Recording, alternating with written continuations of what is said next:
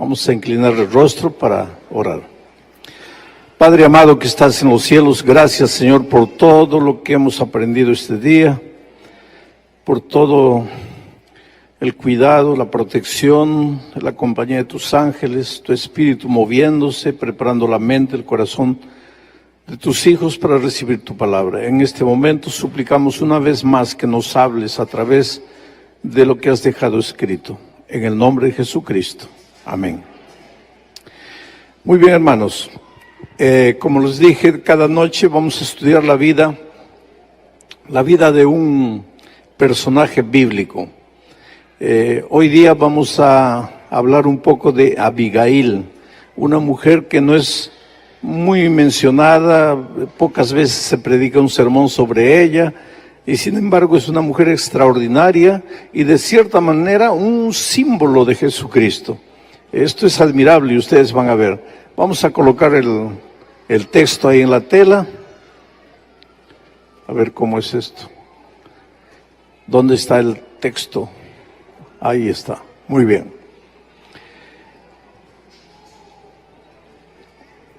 La historia toda está en el capítulo 25 del primer libro de Samuel. Pero naturalmente no tenemos tiempo para leer. Podríamos ir analizando versículo por versículo para sacar las lecciones apropiadas para nuestra vida. No tenemos tiempo, el capítulo es largo. He seleccionado algunos versículos para extraer lecciones que pueden ser aplicadas a nuestra vida. Dios nos habla a través de su palabra, pero tienes que estar atento a su voz.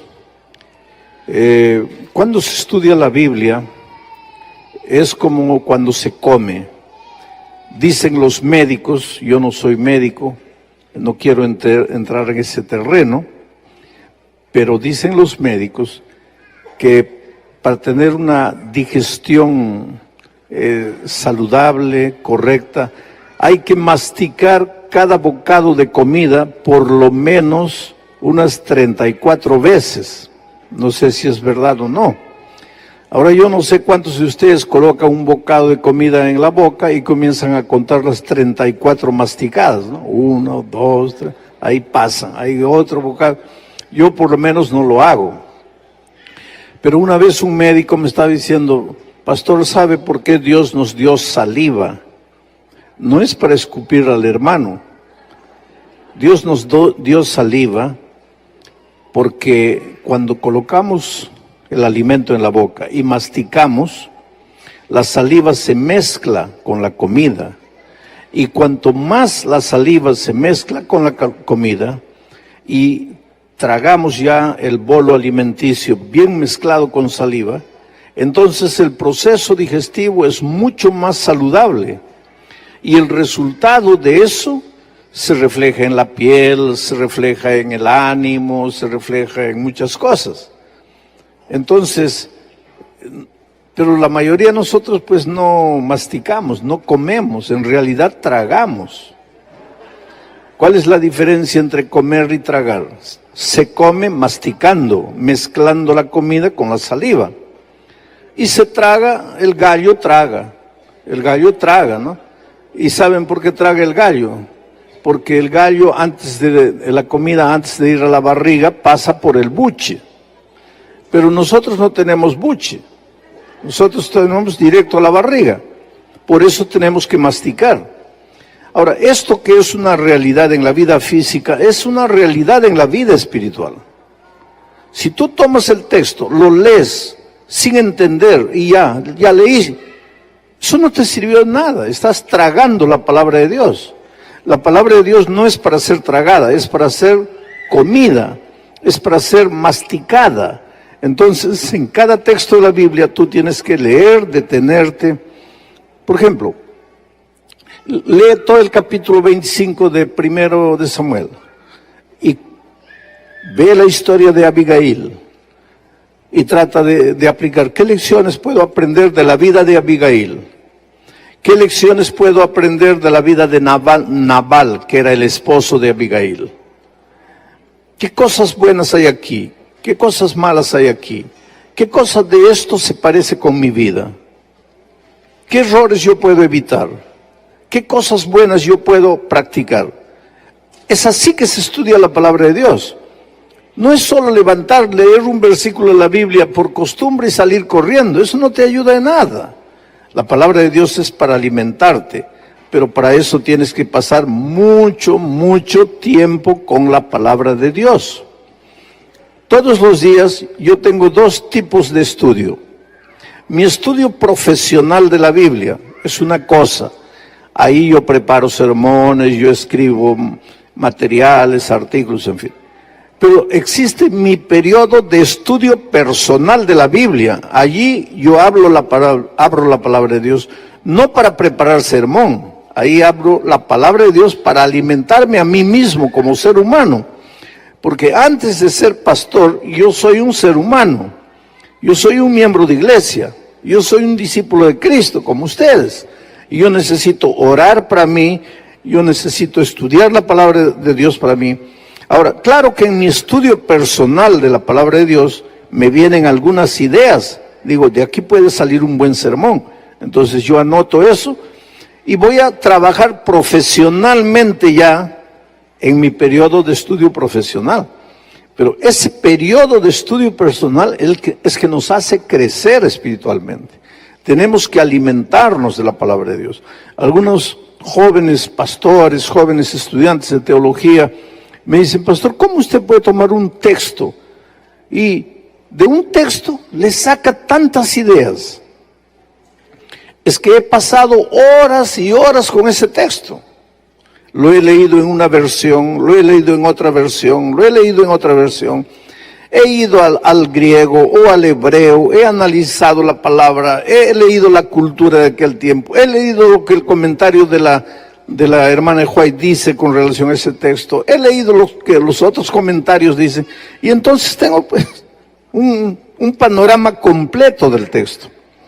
Hay que pasar mucho tiempo con la palabra de Dios. Predicar no es abrir la Biblia y comenzar a hablar cualquier cosa que te viene en la hora. Tienes que pasar mucho tiempo. Tú personalmente, aunque no prediques, tienes que pasar tiempo con la palabra de Dios. Eso te va a alimentar. Bueno, el capítulo es largo, pero yo he seleccionado algunos versículos. El versículo 3 dice, porque el versículo 1 empieza diciendo, había un hombre muy rico, y después describe la riqueza, tenía muchos carneros, tenía mucho ganado, un hombre rico. Pero el versículo 3 entonces ya define, y aquel varón rico se llamaba Nabal, y su mujer se llamaba Abigail. Era aquella mujer de buen entendimiento y de hermosa apariencia. Qué bueno cuando el buen entendimiento, que en hebreo es la palabra yokmah, que quiere decir literalmente sabiduría, sensatez, equilibrio, buen entendimiento, sentido común, todo eso es yokmah. Es interesante cuando Salomón fue nombrado rey de Israel, una noche en Gabaón se le presentó Dios y le dijo, Salomón, pídeme lo que quieras y yo te lo daré. Y él dijo, Señor, lo único que quiero es yokmah, o sea, sabiduría, para poder guiar a tu pueblo, sabiduría. Y Dios le dio sabiduría. Unos días después, Salomón estaba tranquilo y vienen dos mujeres trayendo un niño. ¿Se acuerdan de eso? Y una dice, este es mi hijo. La otra dice, no, es mi hijo. La otra, no, es mi hijo. Y entonces, como todo buen líder, Salomón le dice, a ver, dame tus argumentos. ¿Por qué dices que es tu hijo? Y la mujer dice, por esto, por esto, por esto. Aparentemente tenía razón. Pero nunca tomes la decisión escuchando solo a una persona. Entonces Salomón dijo, ahora yo quiero tus argumentos. Y la otra dice, este es mi hijo por esto, por esto, por esto. Aparentemente tenía razón. ¿Alguna vez en la vida te has encontrado en una situación así? Le escuchas a uno, parece que tiene razón. Le escuchas al otro, parece que tiene razón. ¿Y ahí qué vas a hacer? ¿Qué vas a hacer? Pero Salomón le había pedido a Dios, ¿qué cosa? Yokmah, sabiduría. ¿Y qué dice Santiago? Si alguien tiene falta de sabiduría, pídala a Dios y Dios se la va a dar. ¿Y qué es la sabiduría? El sentido común, el equilibrio. Y entonces Salomón, que había pedido sabiduría a Dios y Dios le dio sabiduría. Porque hay cosas que tú a veces no sabes de dónde te viene y viene de Dios. Si vives una vida de comunión con Dios, viene de Dios. Salomón dice, traigan un machete, y las mujeres se asustan. Y Salomón llama al siervo y le dice, partan el niño por la mitad, porque ya que tú dices que es tuyo y me convences de que es tuyo, y tú también dices que es tuyo y me convences de que es tuyo, entonces pues mitad para cada uno. Traigan el machete. Y cuando el siervo ya estaba para partir al niño, la verdadera madre dijo, no, por favor. Si es para matar a mi hijo, mejor que se lo lleve, pero quiero a mi hijo vivo. Que se lo lleve ella. Y entonces Salomón dijo, esta es la verdadera madre. ¿De dónde le salió a Salomón eso? La sabiduría que viene de Dios. A veces estoy en la vida y dices, ay, pastor, no sé qué decisión tomar. Pídele a Dios sabiduría. Ahora, ¿sabes qué? Pena que no hay muchas chicas solteras bonitas aquí, ¿no es cierto? Pero deberían escuchar este mensaje. Abigail era de hermosa apariencia, pero de sabiduría. Tú sabes que las chicas bonitas, por ser bonitas, no se preocupan mucho en buscar sabiduría. Y los muchachos, en lugar de buscar a las mujeres sabias, andan buscando a las mujeres bonitas. Y la belleza cansa. En un año se acabó la atracción, pero la sabiduría dura para la vida toda. Abigail era una mujer bonita, muy bonita, pero sabia. Ahora, el esposo era un hombre muy rico, pero necio, imprudente, insensato, sin sabiduría. Ahora tú me vas a preguntar, ¿cómo una mujer bonita se casó con un hombre insensato? Es que en aquellos tiempos las mujeres no escogían esposo.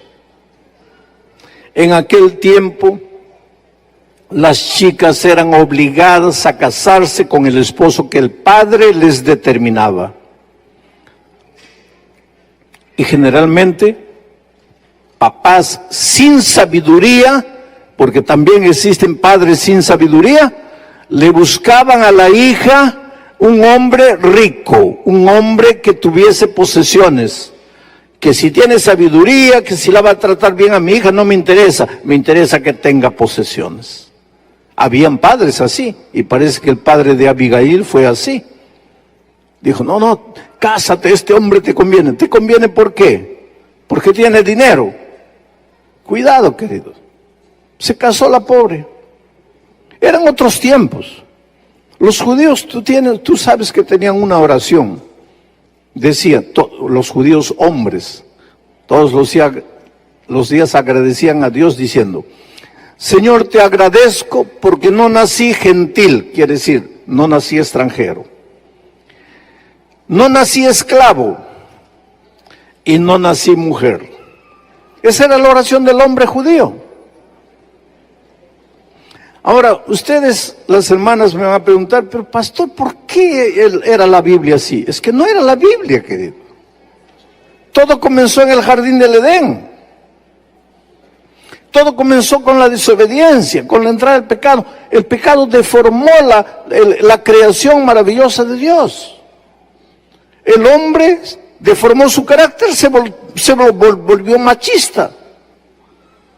Cuando Dios le dijo, tú vas a ser la cabeza, no estaba diciendo tú vas a abusar de la mujer, pero es que el pecado deformó el carácter del hombre, y ahora el hombre se cree dueño de la mujer. Pero entonces los tiempos están cambiando, ahora la mujer se está yendo al otro extremo, porque yo tenía hace muchos años una secretaria que me decía, yo me voy a casar cuando encuentre un hombre con mi cabeza. Le digo, ¿cómo es así tu cabeza? A ver, ¿cómo piensas?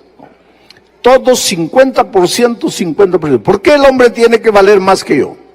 Y si no encuentro un hombre con mi cabeza, yo no me caso.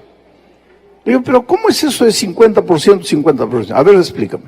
Dice, por ejemplo, si tenemos un hijo, yo me quedo en la casa mediodía cuidando del niño y mediodía voy a trabajar. Y mi esposo se queda mediodía trabajando y mediodía cuidando del niño. Tiene que ser así. 50%, 50%. Yo le dije, pero hija, si fuera así, Dios hubiera dicho, el hombre se queda embarazado 4 meses y medio, la mujer 4 meses y medio. No son las cosas. Miren ustedes. Hombre y mujer no somos iguales. Dios nos ha hecho diferentes, pero incompletos. El hombre es diferente de la mujer, pero es incompleto. ¿Para qué? Para que junto con la mujer se complete. Yo no les voy a dar una clase esta noche de la teología del ser humano, pero teológicamente el hombre solo no es completo, la mujer sola no es completa. Cuando están juntos están completos, son un ser humano completo, separados son incompletos. ¿Pero quién vale más? Nadie vale más. Los dos son iguales. Pero el pecado entró y deformó todo. Y en los tiempos de Abigail, la pobrecita ya no podía escoger esposo, los papás le escogían, y padres sin sabiduría le escogían un marido rico, pero necio, torpe, malo. Pero Abigail es la mujer que nunca se conformó con una situación de desorden. Querida, la vida te puede maltratar, las circunstancias pueden ser difíciles, pero nunca te contentes con aceptar lo que no está correcto. Y te voy a ir hablando de eso un poco más adelante. Bueno, aquel varón se llamaba Nabal, su mujer Abigail. Era aquella mujer de buen entendimiento, de yokmaj, de sabiduría y de hermosa apariencia. Pero el hombre era duro y de malas obras. Y era del linaje de Caleb. Interesante. Ayer predicamos de Caleb. ¿Fue un grande hombre o no? Pero tú no sabes lo que tu nieto va a ser. Ese es el asunto. En la genealogía de Cristo en Mateo capítulo 1, tú ves que a veces de un hombre bueno sale un hijo malo, de un hijo malo sale un hijo bueno. Nosotros nunca sabemos. Por eso ayer alguien me hizo, o esta mañana alguien me hizo una pregunta, ¿qué hacemos si los hijos crecen y ya quieren hacer lo que quieren? Querido, tú cumple con lo que Dios te ha dicho, instruye al niño en el camino en que debe andar. Cuando fuere viejo, él va a tomar sus decisiones. Pero tienes que tener en cuenta una cosa. Aunque parezcas que se ha olvidado de la palabra de Dios, la palabra de Dios está en ese corazón. Puedes parecer que ya murió, no murió, la palabra de Dios nunca muere, está ahí. Y en un momento de desesperación, tú vas a ver cómo Él va a volver los ojos a Dios. Por eso, cuando los hijos crecen, solo te resta hacer 2 cosas. Primero, orar. Y segundo, llorar. No te queda más otra. Y confía en Dios, que has plantado la semilla en el corazón de tus hijos cuando eran chicos. Y ahora deja que el Espíritu Santo. El otro día encontraron una momia en Egipto. Siempre viven encontrando de vez en cuando momias ahí enterradas. Encontraron una momia y junto a la momia una vasija con granos de trigo. ¿Cuántos años tendría esa momia? Miles. Pero lo interesante es que tomaron un granito de trigo, plantaron y el grano germinó. No digo que tu hijo es una momia, pero en su corazoncito el grano de trigo de la palabra de Dios está plantado.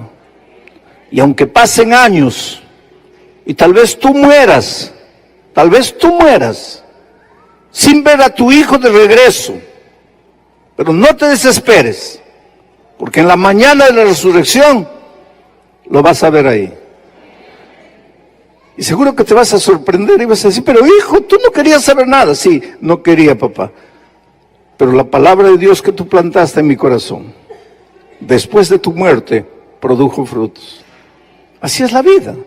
No te desesperes. Bueno, ahora, ¿qué sucede? Voy a contarles un poco la historia para saltar al siguiente versículo. Este hombre Nabal tenía muchas ovejas y en esos tiempos hacían una fiesta el día que trasquilaban a la oveja, porque la oveja tenía 3 propósitos para el pueblo de Israel. Primero, les daba lana. Segundo, les daba carne. Y tercero, les daba leche. Eso sin contar con el aspecto espiritual, porque la oveja era criada también para el sacrificio en el ceremonial de Israel. Pero yo estoy dejando al lado el aspecto espiritual. Básicamente les daba lana, les daba carne y les daba leche. Una vez por año trasquilaban a las ovejas, les sacaban la lana. Y ese día hacían fiesta, mataban corderos, preparaban pan, era una fiesta, había comida hasta sobrar. David estaba huyendo en esos tiempos del rey Saúl, y pasaba por ahí cerca como a unos 15 kilómetros tal vez, de donde estaba Nabal haciendo la fiesta de la trasquilada de las ovejas. Y David estaba con hambre, sus soldados estaban con hambre, él estaba escapándose del rey Saúl que quería matarlo. Entonces David se enteró que Nabal estaba haciendo fiesta. Tiempos atrás, pastores de Nabal, por una circunstancia, pasaron por un momento difícil y David les ayudó. Les dio comida, les dio pan, les dio agua, los protegió. Años después, 2 años después, David estaba escapando del rey Saúl, estaban con hambre, no tenían que comer y se enteraron que Nabal a 15 kilómetros estaba haciendo fiesta y había mucho pan. Entonces David escogió 10 jóvenes y les dijo, por favor vayan a Nabal y díganle, somos gente de David, el hombre que le dio ayuda a tus pastores, que los protegió, que los defendió. Pídanles algo de comer. Y entonces pues los muchachos fueron, 10 jóvenes, fueron a Nabal y le dijeron como el rey le había dicho, mira, en el pasado David ayudó a tus pastores, los protegió, los defendió, ahora nosotros estamos escapando del rey y por favor ayúdanos, danos un poco de pan. Y este tonto pues era, como dice, era hombre duro, de malas obras, hombre tonto, imprudente, sin sabiduría, hombre duro, sin corazón, había recibido favores, no quería devolver los favores. Hace una pregunta, ¿y quién es David para que yo le sirva? ¿Quién es David para que yo lo ayude? Los pobres muchachos volvieron y le dijeron a David, oye, no quiere ayudarnos. La ira de David se encendió, porque David era el ungido de Dios, iba a ser el rey de Israel. Todavía el incidente de Betsabé no había sucedido, eso sería un accidente más adelante. Mañana vamos a hablar de eso. Pero David era un hombre de Dios, había sido escogido para ser el rey de Israel, y se encendió su ira. Ahí viene la pregunta. Hombre de Dios se le enciende la ira. Pues es que el hombre de Dios todavía está peregrinando por este mundo. Y por eso a veces se nos enciende la ira. Y entonces cuando se le encendió la ira, dio una orden. Agarre cada uno la espada, vamos a ir y vamos a matar a esos ingratos. El hombre de Dios no procede de esa manera. Y ahora quiero que entiendas. Hasta un anciano de iglesia, hombre de Dios, a veces pierde los papeles. Pero el hecho de que sea ser humano y pierda los papeles no quiere decir que tiene que seguir perdiendo los papeles. Encuentra tus papeles, querido. No puede ser justificación que ¿perdiste los papeles? Sí, pero en cada junta estás perdiendo los papeles, espera un poco. El hombre de Dios tiene que ir creciendo. Ese es nuestro tema del seminario de la mañana. Tienes que ir creciendo cada día más semejante a Jesús. Cada día dejas de ser hijo del trueno para convertirte en el discípulo del amor. Tienes que ir creciendo. David fue creciendo, pero todavía no había ocupado el reino. Saúl todavía estaba vivo. Era un ungido de Dios, pero joven. Torito joven, rebelde. Tenía que aprender a ser manso y humilde de corazón. Aunque ungido de Dios, toro rebelde, se le encendió la ira. ¡Vamos a matar! Y ya venían a matar a Nabal, a toda su gente, por ingratos. Pero ahora viene este versículo maravilloso.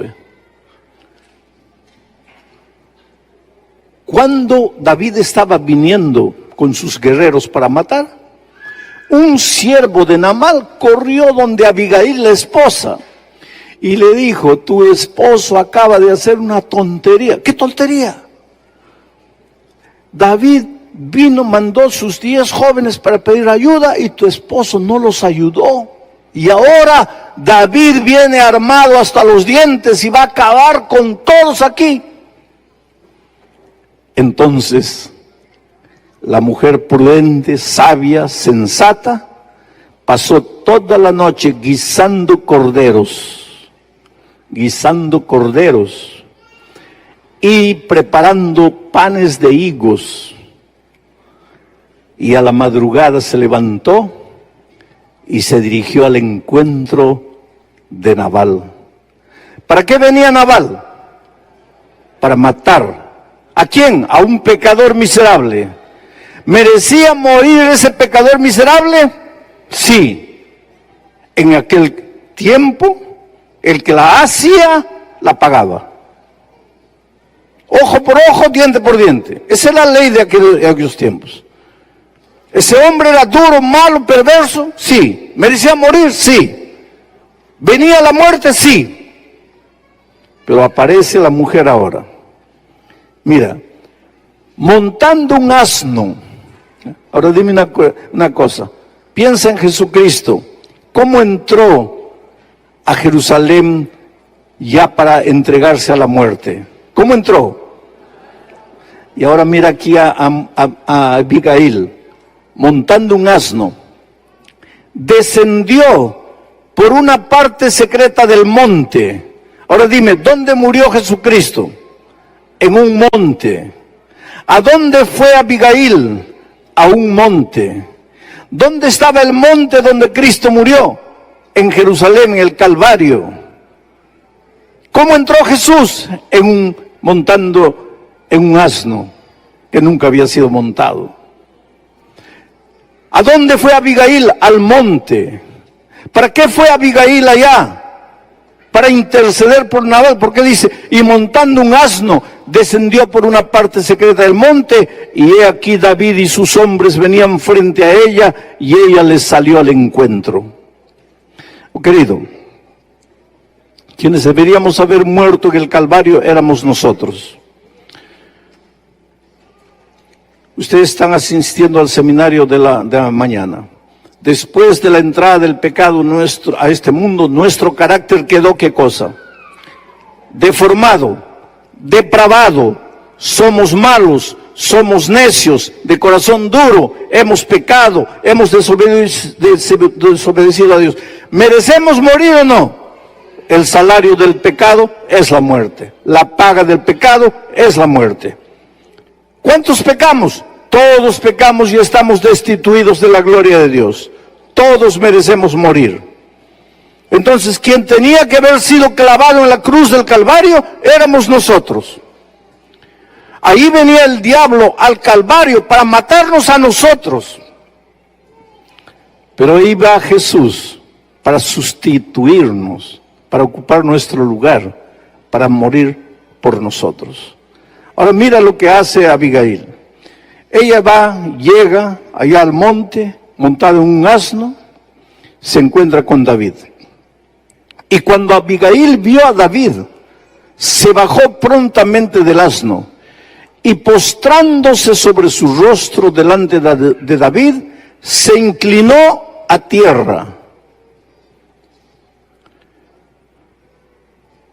Y se echó a sus pies y dijo: Señor mío, sobre mí sea el pecado, mas te ruego que permitas que tu sierva hable a tus oídos y escucha las palabras de tu sierva.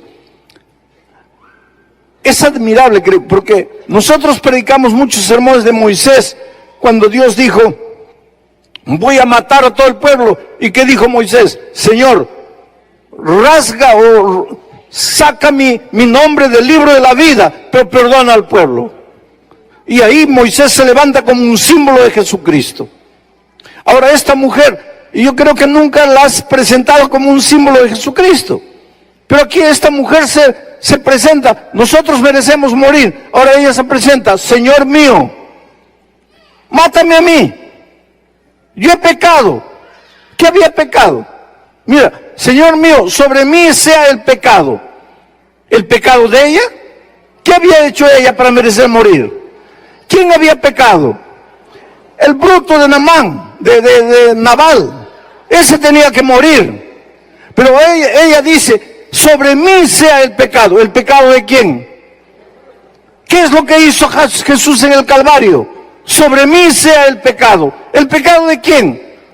De nosotros. Hombres de corazón duro, perversos, depravados, en las palabras de Elena White. ¿Cómo encajan las cosas de manera maravillosa, querido? Ahora mira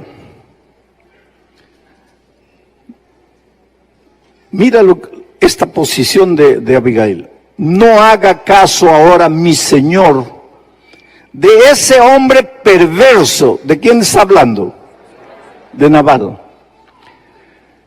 No haga caso ahora, mi señor, de ese hombre perverso, de Nabal, porque conforme a su nombre, así es. Él se llama Nabal, y la insensatez está con él. Mas yo, tu sierva, no vi a los jóvenes que tú enviaste, porque si yo los hubiera visto, yo les hubiera dado comida. Pero el bruto de Nabal, el insensato, el perverso de Nabal no vio. Ahora, queridos, ¿quién era Abigail con relación a Nabal? ¿Quién era? ¿Qué era de Nabal? ¿Y la esposa no debe proteger al esposo? ¿Pero cómo lo obligó? Te voy a contar. Este hombre era anciano de iglesia, un hombre bueno, un hombre que quería servir a Dios, un hombre conservador, un hombre admirado, un hombre respetado por la iglesia, pero infelizmente perdía los papeles constantemente. ¿Y qué es lo que había sucedido? Un sábado de mañana predicó un sermón bonito, llevó muchos espíritus de libros del espíritu de profecía, porque en ese tiempo no había slide, no había esas cosas. Llevó 4 o 5 libros, leyó que el cristiano debe ser así, que el mundo está entrando a la iglesia, porque esto, porque aquello, porque lo otro. Y después fueron a almorzar y la esposa sirvió el almuerzo y pues el arroz no estaba muy bien cocinado. Entonces cuando él metió el arroz a la boca y vio que estaba medio crudo, habló una palabra horrible, fea, que un cristiano nunca debería hablar. Y la esposa lo mira y le dice: pero hijo, acabas de predicar un sermón tan bonito y solo porque el arroz no me salió bien hablas esa cosa fea. ¿Para qué? Perdió los papeles, agarró la vasija de arroz, ¡pah!, al suelo. Y no contento con eso, fue a agredir físicamente a la esposa. Pero los hijos crecen, querido. Ese hijito de 3, 4, 5 años que tienes, crece. Y el hijito de él, el mayor, ya había crecido, estaba con 12 años. Y cuando vio que el papá iba a agredir a la esposa, el niño de 12 años se colocó delante de la mamá y enfrentó al papá. Y le dijo: a mi madre no la vas a tocar. Y él nunca imaginó que el hijo un día lo iba a enfrentar. Pero ahora el hijo lo estaba enfrentando. No vas a tocar a mi mamá. Y él lo miró así asustado, nunca imaginó que el hijo iba a reaccionar de esa manera.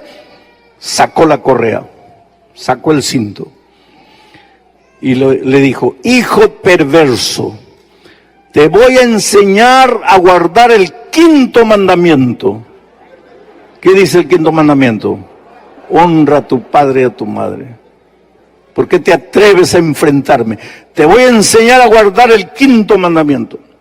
Y mientras él ahora quería enseñarle al hijo a guardar los mandamientos, porque él le enseñaba a guardar mandamientos a todo el mundo. Mientras estaba queriendo enseñar, la esposa fue, agarró su cartera, su bolsa y comenzó a salir. Y entonces él dejó al niño y corrió a la puerta y se plantó en la puerta. ¿A dónde vas? Y ella le dijo: voy a la policía, te voy a denunciar. Tú no puedes tocarme físicamente, como lo has estado haciendo. Voy a la policía. No, no puedes hacer eso. ¿Por qué no puedo hacer? Porque la hermana de White dice que no debemos llevar nuestros problemas al mundo. Ah, qué bonito, la hermana de White dice eso. Y la hermana de White dice que me puedes pegar. La hermana de White dice que puedes hablar lo que has hablado solo porque el arroz no salió bien. No, no, no, no, no. Se acabó. Hoy día yo voy a la policía. Y en ese tiempo en el Brasil acababa de salir una ley llamada María da Penha. La ley María da Penha. ¿Hay algún brasileño aquí? ¿No hay brasileño? La ley María da Penha es una ley asustadora. María da Penha fue una mujer que murió agredida por el esposo. De tanto golpe la pobre murió. Entonces se tramitó una ley. Y esa ley dice: hombre que pega a la esposa y es denunciado, 48 años, 48 horas. Antes de que dé cualquier explicación, 48 horas al calabozo, sin hablar con nadie. No, que la ley, nada a ley. Después tú vas a explicar, 48 horas ahí. Y si el hombre acababa de salir la ley María da Penha, y ahora la esposa se le estaba yendo a la policía. Y el hombre pues comenzó pero hija, no puedes hacer eso. Mira el escándalo sobre la iglesia. Pues así son las cosas, querido. Nos preocupa el escándalo, pero no vivimos el evangelio. Y entonces cuando lo vio así desesperado la esposa, porque nuestras esposas son más inteligentes, mucho más inteligentes de lo que a veces nosotros pensamos. La esposa ya se dio cuenta: este pobrecito ya está en mis manos. Y entonces cuando vio así, le dijo: bueno, solo hay 2 caminos de que yo no vaya a la policía. Número 1, me matas, pero yo sé que no me vas a matar. Número 2, el lunes a primera hora vas conmigo a hablar con el pastor Bullón. Ahí empezó las cosas. Dijo: bueno, por lo menos el pastor Bullón no me va a meter a la cárcel 48 horas. Entonces prefiero el pastor Bullón. Fue así que lo trajo el lunes a primera hora, por la fuerza. Ahora, la iglesia adventista enseña, entre las cosas que enseña, que ningún hombre debe agredir a su esposa. Y la esposa que es agredida no debe creer que si denuncia a su esposo está haciendo algo de malo. Y esta es la mujer. Dijo: Señor, yo quiero a mi esposo, yo lo amo, yo no quiero que muera. Pero tienes que saber que ese hombre es un hombre malo, es un hombre perverso. Y no estaba haciendo nada contra su esposo, al contrario, lo estaba protegiendo. El evangelio, querido, llega para libertarte, no solo del pecado. El evangelio te liberta de la ignorancia, de la mediocridad, de la esclavitud social, financiera. El evangelio te da alas para volar, pero el evangelio llega a tu vida para transformar tu corazón para que dejes de ser perverso y te vuelvas un hombre noble, para que reflejes el carácter de Jesucristo. El Evangelio llega para prepararte para el reino de los cielos. Sabes que yo hablé con este hombre mucho tiempo. Él lloró, lloró, lloró. Nunca más lo vi. Un año yo estaba en Buenos Aires en un campamento para todos los jóvenes de América del Sur. 15,000 jóvenes en el Parque Sarmiento en Buenos Aires. Y de repente me encuentro con él. Él se acerca, me dice, pastor, ¿se acuerda de mí? Le digo, medio que me acuerdo. Sí, yo estuve aquí en su oficina hablando con usted, ¿se acuerda? Ah, sí, me acordé.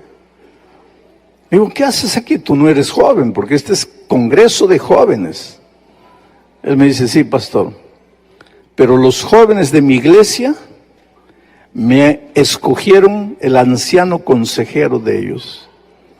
Y yo estoy aquí porque ellos me han traído. Los jóvenes tenían miedo de ese hombre. Pero ahora los jóvenes lo escogieron como su consejero. Porque ese hombre había sido transformado por el poder de Dios. Pena que Nabal no fue transformado. Porque Nabal murió pocos días después de este incidente. Él se quedó tan triste, dice el texto bíblico, que se enfermó. Cuando se dio cuenta que podría haber muerto a manos de David por la insensatez de su corazón, se enfermó.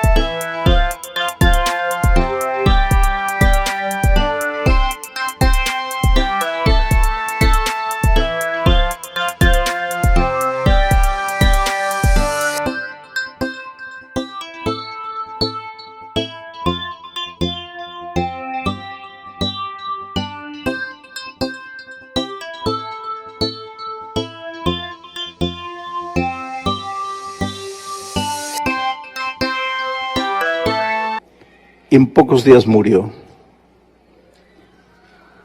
Cuando el rey David se entera que Abigail se quedó viuda,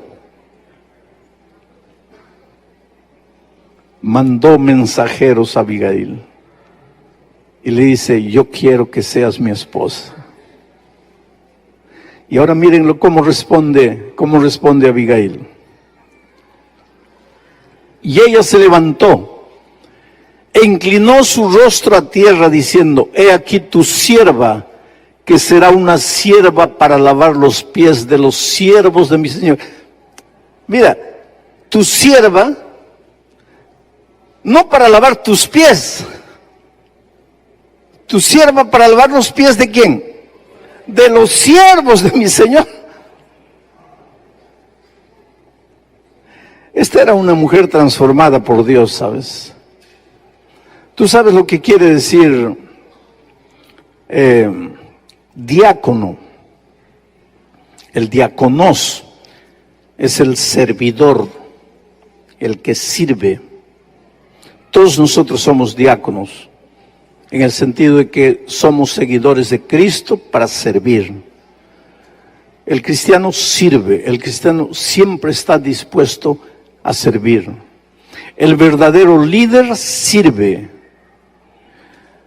Hay un concepto equivocado de liderazgo. Liderazgo líder no es el que manda, no es el que da órdenes. Líder no es jefe, líder no es patrón, líder no es sargento, líder no es capataz. Líder es el que sirve. Y sirve tanto que las personas quieren seguirlo. Y entonces el líder lleva a las personas a donde él quiere, porque las personas lo siguen. Si tú eres oído y obedecido, mira, si tú eres oído, amado y seguido, tú eres un líder. Pero si tú solo eres oído y obedecido, tú eres un dictador, tú eres un sargento, tú eres un capataz, pero no eres líder. Todo esposo tiene el deber de ser líder en su casa. Ser seguido por amor. ¿Por quién? Por la esposa y por los hijos. Porque Dios ha establecido al esposo como cabeza de la casa. No es que es superior a la esposa y a los hijos, pero alguien tiene que dirigir todo grupo humano. En la iglesia el pastor, en la ausencia del pastor el anciano primero, en el país el presidente, en la familia el padre, todo cuerpo organizacional tiene alguien que tiene que dirigir. Dios ha establecido bíblicamente que es el esposo. El esposo es un líder, pero para ser líder tienes que conquistar el corazón de la esposa y de los hijos, que ellos voluntariamente quieran seguirte. Tú tienes que volverte el héroe de tu casa, el héroe. La esposa y los hijos tienen que admirarte, tienen que creer que tú eres lo más fabuloso que existe en el mundo. Cuando has llegado a conquistar a tu familia de esa manera, eres el líder que Dios quiere que seas en tu casa. Cuando en la iglesia eres el anciano que todos aman, que todos admiran, que todos quisieran ser igual a él, ahí eres el líder de la iglesia. Entonces tú no te limites a ser un anciano que da órdenes, que manda, no. Sé un anciano que inspira, un anciano que las personas quieren seguirlo, quieren ir a donde él va. ¿Y por qué todo eso? Porque tenemos un líder así, que es Cristo, que siendo el Hijo de Dios, habiendo bajado a esta tierra, agarró la toalla y el lavatorio de agua para lavarle los pies a los hombres pecadores. Por eso es que yo digo que esta mujer es un símbolo de Cristo. Porque cuando dice, yo voy a lavar no solo tus pies, voy a lavar los pies de tus siervos. Esa es la mujer. Ese es el espíritu de Cristo. Ese es el espíritu que debe tener todo cristiano. Servir y no ser servido. Ahora, esto, querido, es fácil de predicar, pero no es fácil de vivir. Alguien un día me dijo que el lugar donde todos se vuelven santos es aquí. Este metro cuadrado aquí. Cuando entras aquí, te vuelves santo. Cuando sales de aquí, ahí es el verdadero ser humano. Por eso yo siempre digo que predicarles para ustedes, que no me conocen mucho, porque conocen mi cara, saben que no tengo cabello, esas cosas ustedes saben.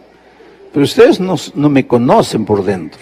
Entonces predicarles a ustedes es fácil.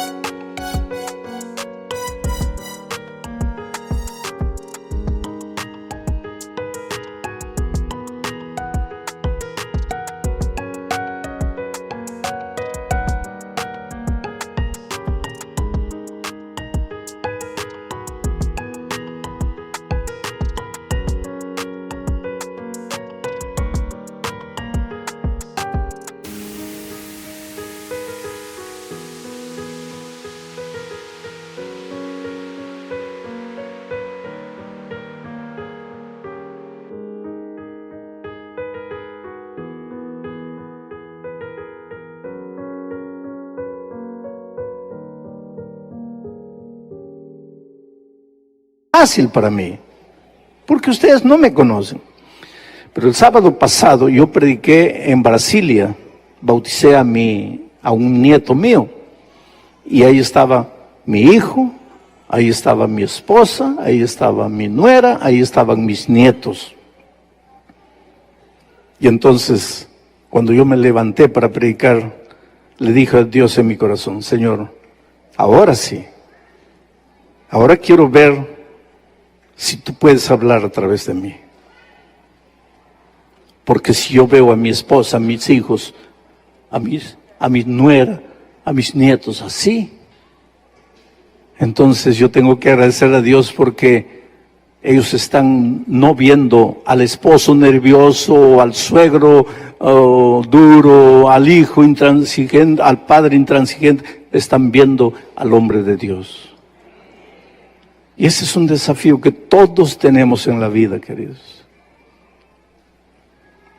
Dejarnos ser transformados por Dios. Llegar a tener el espíritu de esta mujer, Abigail. Ahora, ¿sabes lo que es ingrato en la vida? Después de este capítulo 25, que es el único capítulo donde Abigail aparece y después desaparece. Nunca más la vas a encontrar en la Biblia, Abigail. Se casó con David. Nunca más se menciona su nombre para nada. ¿Qué fue de la vida de ella? No importa. No importa. Pero cuando lleguemos al cielo, por lo menos yo quiero conocer a Abigail. Y le voy a decir a Abigail, leí tu historia en el capítulo 25 de primero de Samuel y me inspiró. Me sentí tan inspirado que prediqué un sermón en el campestre Soquel y te mostré como un símbolo de Cristo, porque tu sabiduría me inspiró, porque tu sencillez, tu humildad me inspiró a ser como tú, porque tú fuiste como Jesús.